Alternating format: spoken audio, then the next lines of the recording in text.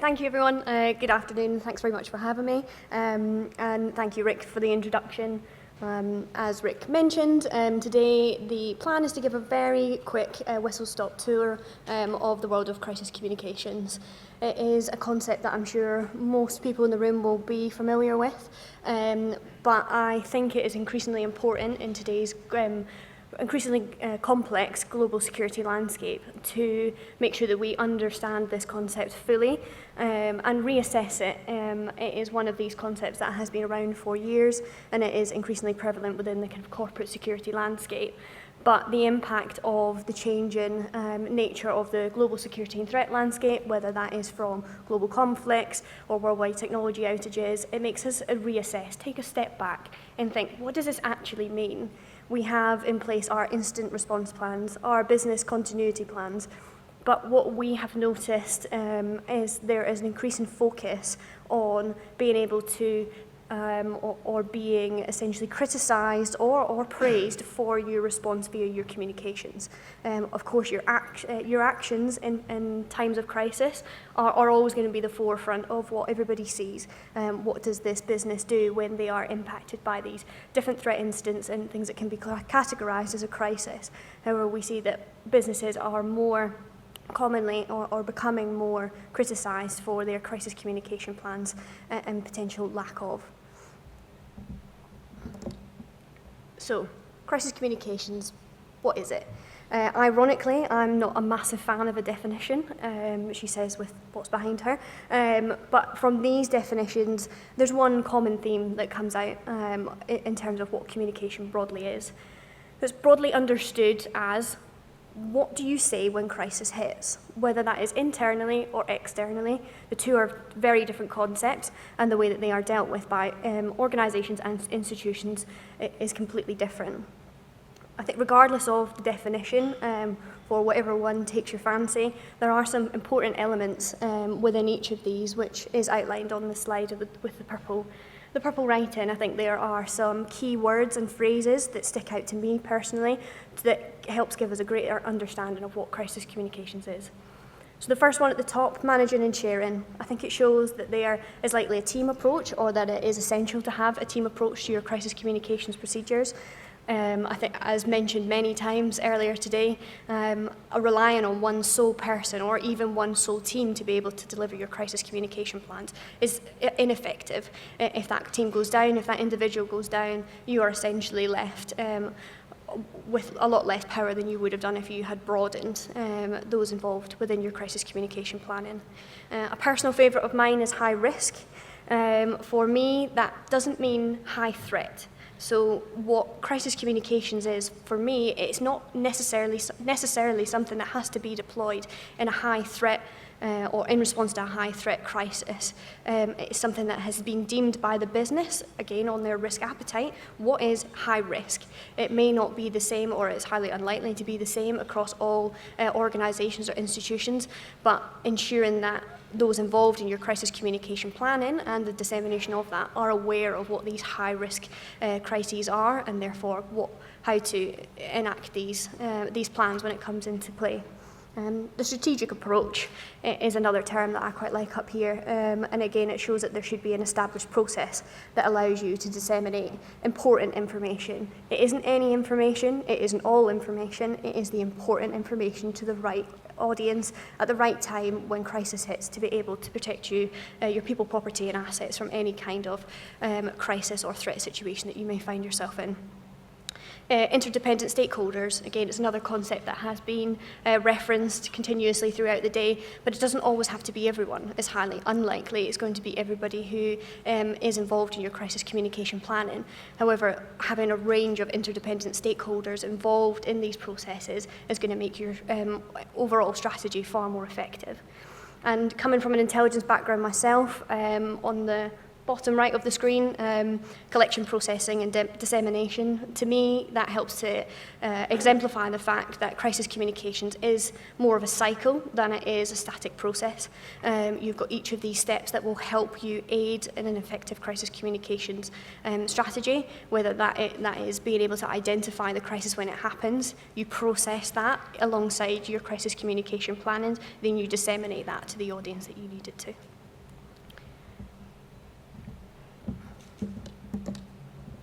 So, I feel a collective groan in the room when the 5WH approach is brought up. It is one of the most basic forms of approaches that you can have across any kind of crisis management situation. But for me, simple is effective. The whole nature of crisis communications or crisis management, incident response, is that it's complex.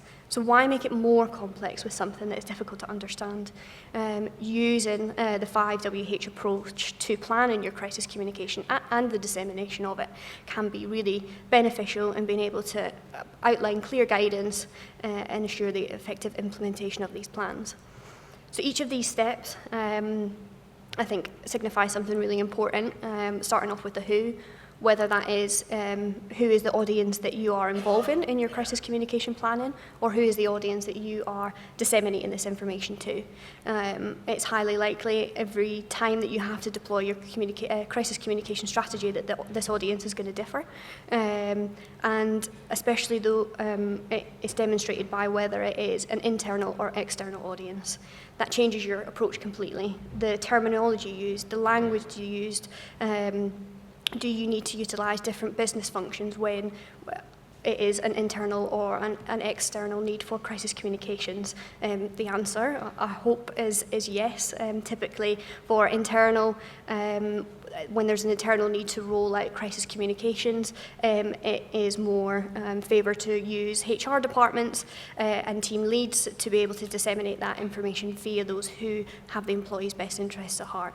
And then the same for external. Typically you will find that you will run it through a commercial or a marketing team to make sure that it already meets the plans that you have outlined throughout the rest of your business practices. It isn't something that just appears out of nowhere, is in a totally different format, uses totally different words to what you already use. The next, and it seems potentially the most simple, but the what. What is it that you are including in these crisis communications?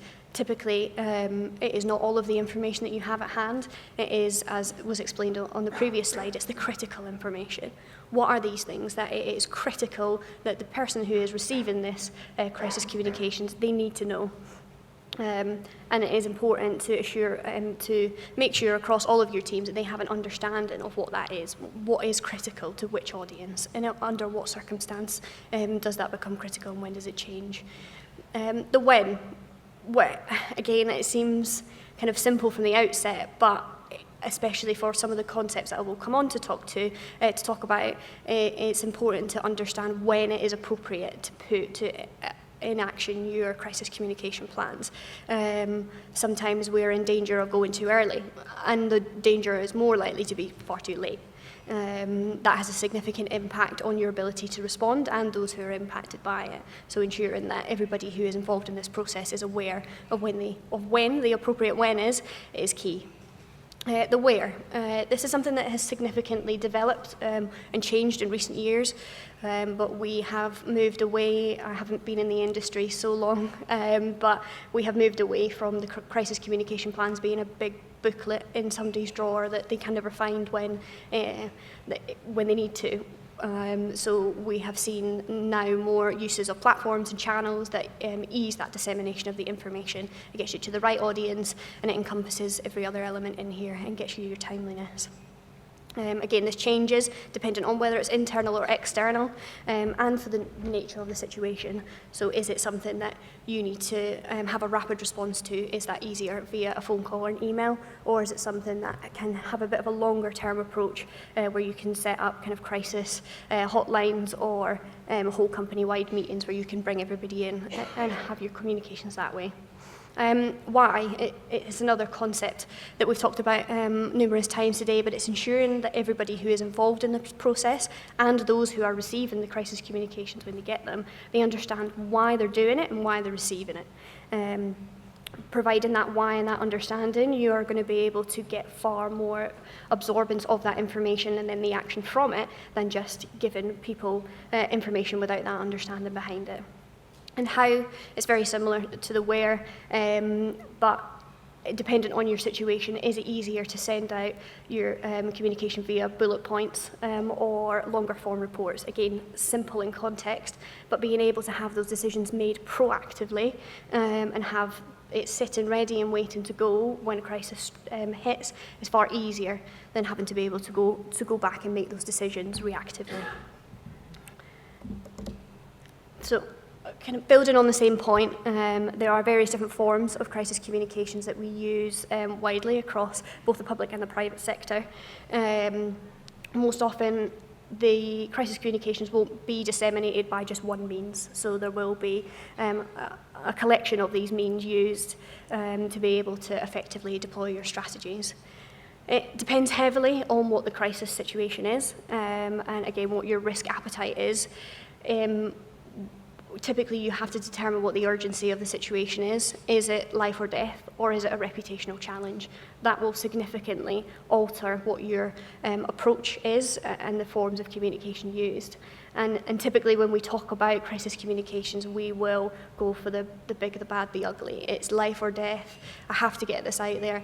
Where now we are moving far more towards crisis communications being used in a context of reputational challenges and other kind of operational disruptions, whether that is from crime, activism, things like that, where we have to get some form of crisis communications, which wouldn't typically be deemed as such a few years ago, but now the concept is essentially applied across all of these different threat vectors. So using all of these different forms can be beneficial. Some require far more investment than others. Some have been used for years. Sometimes the concept of an in-person meeting now is foreign. It would be far more accepted to have a virtual meeting or use online channels. However, we see that sometimes, depending on the situation, the audience that you have, using those in-person meetings to disseminate those plans is far more effective. One of the biggest trends that we've seen in recent years is impacting both organisations' ability to respond to crises and influencing the way that they do so is by information disorder and the impact that that has on the global threat security landscape. It is increasingly more difficult to get that information out there if you are unsure if it's true or not. The last thing you want when trying to create certainty out of uncertainty is putting out the wrong information. It's one of the key concepts that we use as ARTA up there, ensuring your communications is accurate, relevant, timely, and ultimately actionable. You can have every other element of that acronym covered.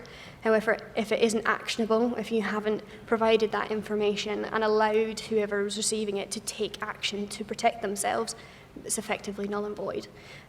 So making sure that we have taken into the potential impacts of information disorder when you are planning for your crisis communications and when you're disseminating them. I think one of the key lessons learned that we've had in recent years in the UK is from the unrest that unravelled in Stockport last year, and that was significantly influenced by information disorder, MIS, and MAL, all of the concepts outlined up there, and we have since seen it, the lessons learned from that with public sector responses to more recent incidents in Liverpool with the vehicle ramming. That changed, you could see the change that it had on the authorities' communications that they put out there, helping to curb the unrest. And that is one of the key things of this is learning from previous mistakes. Typically, the next slide I will go into it a bit more, we learn more from things that have gone wrong than things that have gone right.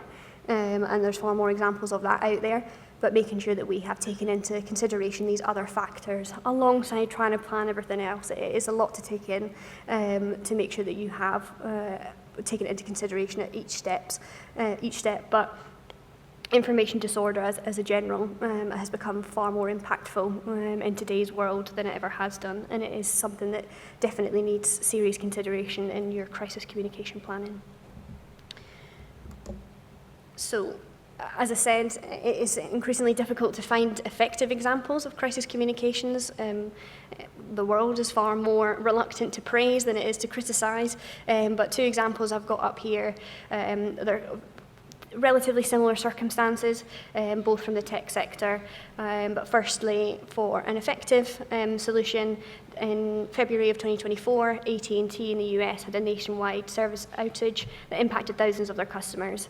The impact was significant on their ability to operate, and they obviously had a lot of initial backlash from customers. But the organisation was significantly praised, both from a customer perspective and in the media, shock, for their incident response to this. And it wasn't anything big and fancy. It was regular updates. They were short and sharp. They were aimed and used the right language for the right audience that they were trying to reach. And they were kind of rounded off at the end. They provided updates with what they knew was happening, what they thought were going to be the potential impacts, how long this was going to take. And another element of this that I found more interesting is that they had taken into consideration the potential impacts of information disorder. They had come out as soon as they could to say that this wasn't a cyber attack. And it's one of the first things, any tech goes down, it's the first card that's pulled. Okay, cyber attack. But now we are seeing these organisations being able to implement the learnings of that to then be able to provide that effective communications and make sure that there is no reputational damages. The sooner you can curb that, the less impact that is going to have for you as a business. Moving on to the not so ineffective, again, there are multiple examples that if you look it up, they are the most common ones that come out. But CrowdStrike, the outage from last year, is something that I'm assuming pretty much everybody in the room would have been impacted by. But CrowdStrike were obviously criticised for their communication surrounding the incident. There was a lot of uncertainty.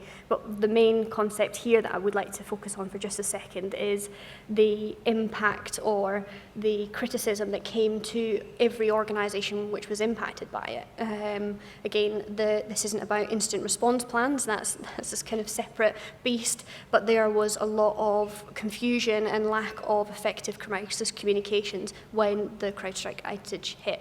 There was many businesses, again, you move from desktop not working, laptop not working, okay, what do we do now?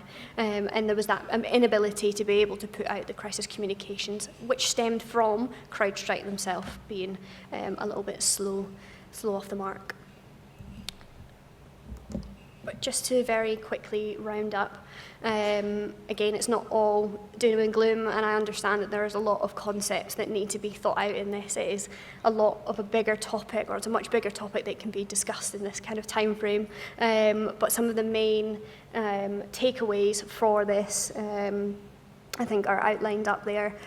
Your first one being very similar to the beginning, ensuring that everybody in your organisation is aware of their role. So that it isn't just left to one person, one team, that everybody is aware of when crisis communications are necessary, what their role is, and also having that understanding of when that trigger is, what is the role that they've got to play. Considering the format and using an appropriate format for your organisation, taking us back to the book in a desk in a drawer that nobody can find, or a file saved on Teams that has a funny file name that nobody can ever come across. If you can get your crisis communication plans for most of your big situations onto one page that somebody can find in a hurry with a good file title, then you're onto a winner. Being able to keep those things short and sharp so that you are able to action them when you need to. Investing in technology, again, it's another concept that we've seen. It's more money. I understand it's difficult for many businesses, but it is something that we are seeing increasingly prevalent for organisations to be able to protect themselves, is investing in this technology. Testing the plans as well, same with any kind of incident response, business continuity, making sure that you have tested the plans regularly, kind of spot checking them, updating them in response to other crises that have broke out, and learning, taking those lessons from other potential failures or ineffective crisis comms plans to help you develop your own. One slightly different is consider your threat monitoring and potential adapting it in that sphere to help you proactively identify threats before there is a need for crisis communications. I'm well aware that there will be 90% of the time that is not going to help you. However, that 10% that it has saved, when you've managed to identify that threat before it becomes a crisis, will be one of a beneficial step that you can take. And with all good plans for business operations or organisational continuity, it's debriefing, post-incident and reviewing, taking those lessons learned and making sure that you can take away the good parts, take away the bad parts, and make sure that they're implemented effectively for the future. But hopefully that gave a very brief overview of the kind of landscape that we are facing today, some of the challenges, and some steps that will potentially be effective for the future. But thank you very much.